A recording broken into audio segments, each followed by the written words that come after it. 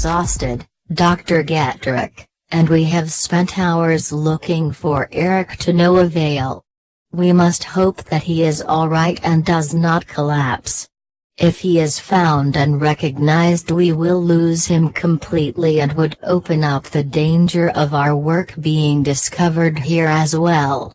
We must get back to the lab and hope that he will return there. That is all that we can do at the moment.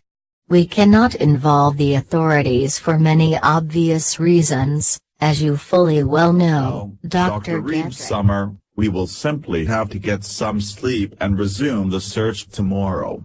I do believe that Eric is harmless enough and probably still too weak to pose a threat to anyone. Plus, being clinically dead before we got him, his brain wave activity had ceased. Once we brought him back to life, I had managed to reteach him a great deal and he was coming along nicely, of course. I really believe he has changed and has no memory of his former violent self.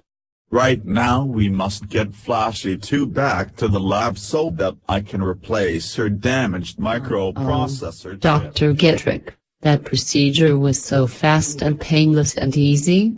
With a new microprocessor chip. Now I understand that the other Flashy is not my enemy and that you sent me to bring her back here. Well, I have very good news, Dr. Getrick. Because she and I am both basically the same being, I have a psychic link to her and can share her thoughts.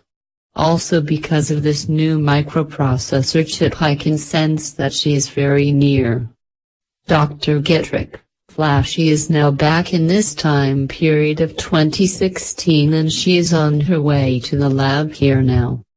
And I am not sure why, but she has no memory or ever meeting me or ever confronting me in Paris, France.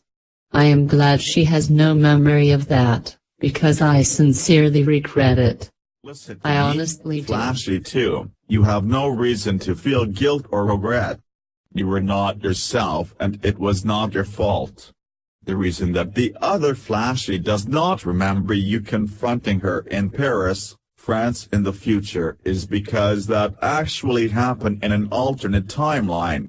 More than one timeline has been created and even the current one that we are in has been altered in many ways, some subtle and others more profound, but ways nonetheless that we will never fully know or understand.